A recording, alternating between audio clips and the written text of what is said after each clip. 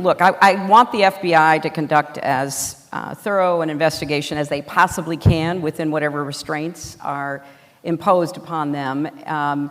But I think for anyone who believes there's such a thing as a judicial temperament and that we want judges, particularly those on our highest court, to approach issues, approach plaintiffs and defendants with a sense of fairness, that there's a lot to be concerned about.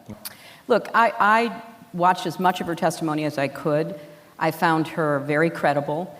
You have to ask yourself, why would anybody put themselves through this if they did not believe that they had important information to convey to the Senate? She basically said that. She thought it was her civic duty.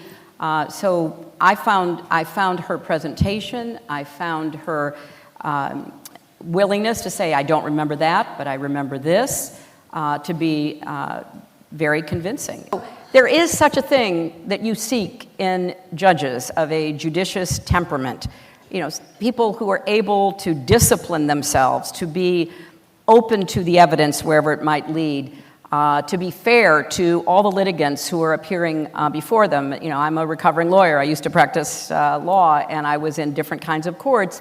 And this was quite unusual, what we saw the other day, and certainly the senators should, on both sides of the aisle, take that into account. When you are dealing with a political entity like the modern Republican Party that is trying to win at all costs, it's hard to know quite how to get in there to have that conversation.